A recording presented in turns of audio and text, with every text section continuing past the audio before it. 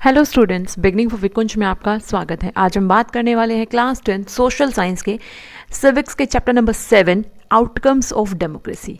हम अपनी पहले का जो इसका एक पार्ट है उसमें डिस्कस कर चुके हैं कि किस तरीके के जो आउटकम्स हैं उनकी उम्मीद क्या है बेसिकली की जाती है। ओके, एंड इसके अलावा हम ये भी देख चुके हैं कि जो डेमोक्रेटिक जो कंट्रीज़ हैं उनके जो रिजल्ट्स हैं, उनका जो मूल्यांकन है वो किस तरीके से आप करेंगे। ठीक है, उसके बेस पे हमने देखा था कि जो डेमोक्रेटिक कंट्रीज़ है वहाँ पे कौन कौन से बेनिफिट्स आपको बेसिकली मिलते हैं। ठीक है, तो आज की वीडियो में हम देखने वाले हैं कि accountable, responsive and legitimate government, ये हम किस सेंस में देखने वाले हैं कि जो डेमोक्रेटिक गवर्नमेंट है वो क्या होती है, अकाउंटेबल भी होती है, रिस्पॉन्सिव भी होती है and legitimate form of government भी होती है। इन तीनों शब्दों का मतलब क्या है वो भी आपको बताया जाएगा एंड इसी से रिलेटेड बाकी और चीज़ें भी इस वीडियो में डिस्कस हम करेंगे। एंड वन मोर टॉपिक हम जो इस वीडियो में डिस्कस करने वाले हैं वो होगी economic growth and development. Clear?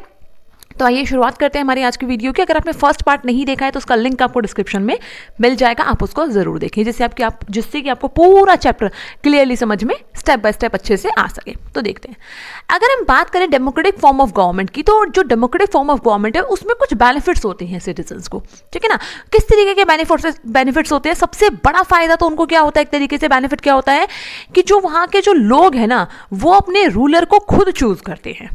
पढ़ा है ना आपने अब्राहम लिंकन की एक तरीके से सबसे फेमस जो डेफिनेशन है कि डेमोक्रेसी क्या है, for the people, by the people, to the people. I think आपको रिमेंबर होगा, आपने क्लास 9th में भी इसको पढ़ा है। तो जो डेमोक्रेटिक फॉर्म ऑफ गवर्नमेंट है उसमें क्या चीजें प्रोवाइड की जाती हैं कि जो वहां के जो रूलर्स हैं उनको इलेक्ट करने का, उनको चूज करने का काम किसका होता है, वहां के लोगों का। ठीक है, दूसरी सबसे बड़ी बात कि इलेक्ट करने के बाद उनकी रिस्पॉन्सिबिलिटी खत्म नहीं हो जाती, उसके बाद वहां के जो लोग हैं वो उस रूलर को कंट्रोल भी करते हैं। ठीक है, कि कहां वो सही है, वहां कहां वो गलत है, उसको उनकी चीजों पर रोका भी जाता है, टोका भी जाता है और बोला भी जाता है। एंड नेक्स्ट अनदर थिंग क्या है आपके पास कि जो डेमोक्रेटिक फॉर्म ऑफ गवर्नमेंट है वहां पे जो डिसीजन मेकिंग होती है ना, जो फैसले लिए जाते हैं, जिन मैक्सिमम जो डिसीजन मेकिंग है उसमें लोगों का भी पार्टिसिपेशन इंपॉर्टेंट होता है। लोग भी उन डिसीजन मेकिंग के प्रोसेस में पार्टिसिपेट करते हैं। क्लियर है? तो बट अगर यही चीज मैं non democratic form of government में कहूं तो वहां पर ऐसा नहीं होता। ठीक है, वो किसी भी तरीके से, एक पहली बात तो वहां के रूलर्स को वो खुद ही इलेक्ट नहीं करते हैं। क्लियर? तो इसी के साथ हमारा फर्स्ट आउटकम आ जाता है, वो क्या है, इन डेमोक्रेटिक या democracy government that is accountable to the citizens. That means कि जो डेमोक्रेटिक फॉर्म ऑफ गवर्नमेंट है वहां पे जो सरकार है वो कोई भी काम करती है, जो भी करती है उस चीज के लिए वो जनता को जवाबदेह होती है, उसको जनता को जवाब देना पड़ता है, उसके लिए वो रिस्पॉन्सिबल होती है। ठीक है ना, तो वो अकाउंटेबल होती है। नेक्स्ट चीज क्या है, जो डेमोक्रेटिक फॉर्म ऑफ गवर्नमेंट है उसमें क्या होता है, एक तरीके से responsive to the needs and expectation of the citizens, कि वो वहां पे उस कंट्री में उस तरीके से काम करती है जो वहां के लोगों की नीड होती है, जो उनकी अपनी सरकार से एक्सपेक्टेशंस होती है, अपने रूलर से। ठीक है, वो अपनी मन मर्जियां नहीं चलाते हैं कि उनका जो मन किया वो करने लग जाते हैं, ऐसा नहीं होता। डेमोक्रेटिक फॉर्म ऑफ गवर्नमेंट में जो गवर्नमेंट्स हैं वो क्या करती है, लोगों की नीड्स एंड एक्सपेक्टेशंस का भी ध्यान रखती है। क्लियर? बट इसके बाद एक बहुत बड़ा क्वेश्चन दिमाग में आता है काफी सारे लोगों के कि जो डेमोक्रेटिक गवर्नमेंट है वो क्या सच में वो उतनी एफिशिएंट और इतनी इफेक्टिव होती है, कि क्या वो उतने अच्छे तरीके से काम कर पाती है? अगर मैं इस चीज को नॉन डेमोक्रेटिक के साथ कंपेयर करूं तो मैं कह सकती हूं कि ऐसा नहीं है। ठीक है, कि डेमोक्रेटिक गवर्नमेंट उतनी ज्यादा इफेक्टिव नहीं होती, ना ही उतनी एफिशिएंट होती है अगर हम कंपैरिजन करें तो। बट हम इस कंपैरिजन को और अदर एस्पेक्ट्स में भी करें तो हम हो सकता है अपना डिसीजन चेंज कर दे।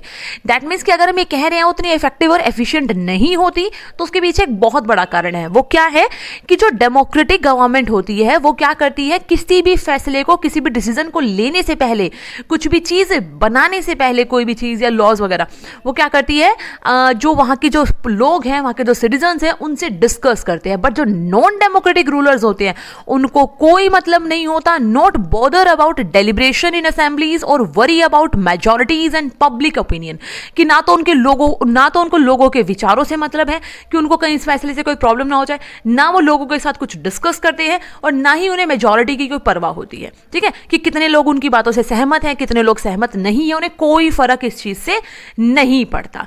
ठीक है, अगर हम इस चीज को देखें तो हम ये कह सकते हैं कि डेमोक्रेटिक फॉर्म ऑफ गवर्नमेंट ज्यादा अच्छी है, भले ही वो क्या है, क्विक और एफिशिएंट एफिशिएंट नहीं है डिसीजन मेकिंग में, ठीक है ना, बट वो क्या करती है, लोगों का ध्यान रखती है, लोगों की जरूरतों का ध्यान रखती है। तो जो non democratic form of government है वो क्या करती है, क्विक एंड एफिशिएंट तो होती है डिसीजन मेकिंग एंड इंप्लीमेंटेशन में, बट क्यों होती है, क्योंकि वो लोगों के ओपिनियन से मतलब ही नहीं रखती। समझ में आ रही है बात। इसके अलावा एक अब कुछ और चीजें देख लेते हैं कि जो डेमोक्रेसी है वो किन किन चीजों पे बेस्ड होती है। कौन कौन सी हैं वो चीजें। पहली चीज तो idea of deliberation and negotiation, कि वो लोगों से चीजों को डिस्कस करते हैं, बातचीत करते हैं। बहुत ज्यादा बार किसी भी चीज को डिसाइड करने से पहले उसके ऊपर काफी ज्यादा डिबेट्स वगैरह की जाती है। Next, democracy ensures that decision making will be based on norms and procedure. अपनी मनमर्जी नहीं चलाती डेमोक्रेटिक गवर्नमेंट, वो प्रॉपर एक नॉर्म एंड प्रोसेस जो होता है ना, according to constitution and all, उस प्रोसेस को वो फॉलो करती है। ठीक है, आपने देखा होगा अगर किसी भी कंट्री में, डेमोक्रेटिक कंट्री में कोई अमेंडमेंट करना होता है, कोई लॉ चेंज होता है, तो उसके लिए पहले एक क्या होता है, एक तरीके से एक बिल आता है, वो क्या करता है, पार्लियामेंट में पेश किया जाता है, उस पर डिबेट्स होती है। ठीक है, देन अगर वहां से वो पास हो जाता है तो देन उसको फर्दर आगे सेंड किया जाता है। तो इस तरीके से क्या स्टेप बाय स्टेप क्या है चीजें की जाती है। ऐसा नहीं है कि कल मेरा मन किया और मैंने नेक्स्ट डे क्या है चीजें चेंज कर दी। नो, ऐसा नॉन डेमोक्रेटिक में हो सकता है, बट डेमोक्रेटिक गवर्नमेंट में ऐसा नहीं होता। ठीक है, तो वो एक पूरा प्रोसेस फॉलो करते हैं डिसीजन मेकिंग का, और उसमें पूरी ट्रांसपेरेंसी रखी जाती है। ठीक है, तो डिसीजन मेकिंग का जो प्रोसेस है उसमें क्या रखी जाती है, डेमोक्रेटिक फॉर्म ऑफ गवर्नमेंट में डिसीजन मेकिंग की ट्रांसपेरेंसी रखी जाती है, जो कि non democratic form of government में आपको देखने को नहीं मिलता। क्लियर। नेक्स्ट है provide mechanism to citizen to take part in decision making. सबसे खास बात कि ऐसा नहीं है कि डिसीजन भी खुद ले लिए ना, वो क्या करते हैं, लोगों को भी इन्वॉल्व करते हैं डिसीजन मेकिंग में। ठीक है, तो ये एक बहुत बड़ा फैक्टर हो जाता है और बहुत बड़ी स्पेशलिटी हो जाती है किसकी, डेमोक्रेटिक फॉर्म ऑफ गवर्नमेंट की। अब देखो, हमने बात की कि वो उतनी ज़्यादा इफेक्टिव नहीं है, एफिशिएंट नहीं है। क्यों नहीं है भाई इतनी ज़्यादा इफेक्टिव एंड एफिशिएंट? उसके लिए कुछ कारण हैं। क्या है वो? जो डेमोक्रेटिक गवर्नमेंट है वो कुछ चीज़ों पे बेस्ड होती है। वहाँ पर क्या है, regular free and fair election कराए जाते हैं, ऐसा कहा जाता है। ठीक है, इसके अलावा ओपन पब्लिक डिबेट होती है मेजर पॉलिसीज पे। और नेक्स्ट क्या है, लेजिस्लेशन क्या है, एक तरीके से जो लोग हैं वो सब क्या है, एक तरीके से जो राइट टू इन्फॉर्मेशन का जो एक्ट है उसके तहत जो काम सरकार करती है उसके बारे में जनता को जानने का पूरा अधिकार होता है। बट कई बार ऐसा कंप्लीटली नहीं होता। हाँ, मिक्स्ड रिजल्ट हमें देखने को मिलते हैं। ठीक है ना, हम ये नहीं कह सकते कंप्लीटली ऐसा ही होता है और इतनी ज्यादा ट्रांसपेरेंसी होती है। हमें मिक्स्ड रिजल्ट इसके देखने को मिलते हैं। ठीक है ना, लेकिन हम ये कह सकते हैं फिर भी वो काफी हद तक काफी सारी चीजों का ध्यान रखते हैं। हम ये नहीं कहेंगे कि डेमोक्रेसी में करप्शन नहीं होता, ठीक है ना, और ये सारी चीजें नहीं होती, या फिर लोगों की नीड्स एंड डिमांड्स का ध्यान रखा जाता है, बट टोटली इग्नोर किया जाता है, ऐसा नहीं है। ठीक है, अगर हम नॉन डेमोक्रेटिक के साथ कंपेयर करते हैं ना, जैसा कि वो अपनी मनमर्जियां चलाते हैं, करप्शन तो वहां पे भी है, तो हम ये कह सकते हैं कि democratic form of government far better है as compare to non democratic form of government की। स्लो है, लेस एफिशिएंट है, ठीक है ना, थोड़ी सी रिस्पॉन्सिव है, उतनी ज्यादा साफ नहीं है, बट तब भी ये एक ऐसी गवर्नमेंट है जिसको कि लोगों ने खुद चुना होता है। इसके जो रूलर्स हैं उसको इलेक्ट करने वाली वहां के खुद के लोग होते हैं। तो इसीलिए डेमोक्रेटिक गवर्नमेंट का एक तरीके से एक लेजिटिमेट फॉर्म ऑफ गवर्नमेंट भी हो जाती है। ठीक है ना, तो तीनों शब्द समझ में आए आपको। तो लेजिटिमेट क्या एक तरीके से वैध शासन, जिसको कि लोगों ने खुद लेकर आए हैं अपनी मर्जी से। ठीक है ना, वो लोगों के अकॉर्डिंगली ही चीजें करते हैं, काफी हद तक धीरे करते हैं बट करते हैं। ओके, आप इससे रिलेटेड क्या है, आपके कुछ ग्राफ्स हैं, कुछ आपके जो मैप है वो आपको दिए गए हैं, वो मैं इस वीडियो में अटैच कर दूंगी, जिससे कि आप और अच्छे से समझ सकते हो कि इंडिया या फिर इंडिया के आसपास के जो कंट्रीज हैं वहां पर किस तरीके की जो रूलिंग है उसको प्रायोरिटी दी जाती है। लाइक मीन्स कि कौन डेमोक्रेसी को ज्यादा पसंद करता है, कौन क्या डिक्टेटरशिप को पसंद कर रहा है, और कुछ ऐसे हैं जिनको कोई फर्क ही नहीं पड़ता, डेमोक्रेसी चले, डिक्टेटरशिप चले या फिर कुछ भी ना हो, उन्हें कोई फर्क नहीं पड़ता। बट पिछले कुछ सालों में काफी ज्यादा चेंज हमें देखने को ऑल ओवर द वर्ल्ड मिला है, जिसमें कि लोग क्या है, डेमोक्रेटिक गवर्नमेंट को ज्यादा फेवर कर रहे हैं, ज्यादा पसंद कर रहे हैं। भले ही वो स्लो है, लेस इफेक्टिव है, जो भी है, लेकिन वो लोगों के द्वारा इलेक्ट की गई गवर्नमेंट होती है। ओके, अब आता है एक बहुत बड़ा नेक्स्ट क्वेश्चन और एक नेक्स्ट टॉपिक है हमारा कि इकोनॉमिक ग्रोथ एंड डेवलपमेंट। जब भी हम बात करते हैं ना किसी भी कंट्री की, तो हम सबसे पहले देखते हैं कि उस कंट्री का इकोनॉमिक ग्रोथ और डेवलपमेंट कैसा है। अगर मैं पिछले 50 साल का डेटा उठाकर देखूं तो हमें देखेंगे जिसमें कि हम डेमोक्रेसी एंड डिक्टेटरशिप को कंपेयर करें, जहां जहां जिस जिस कंट्री में डेमोक्रेसी है या जिसमें डिक्टेटरशिप है, अगर हम कंपैरिजन करें लास्ट 50 ईयर्स का, तो हम ये देखते हैं कि जहां पर डिक्टेटरशिप है वहां पे रेट ऑफ जो इकोनॉमिक ग्रोथ है वो ज्यादा है as compare to democratic countries. That means democratic countries में इकोनॉमिक ग्रोथ थोड़ी सी धीरे होती है। क्लियर? बट ऐसा नहीं है कि कंप्लीटली पीछे है। इंडिया का भी आप देख सकते हो, इंडिया में कोई डिक्टेटरशिप नहीं है, डेमोक्रेसी ही है।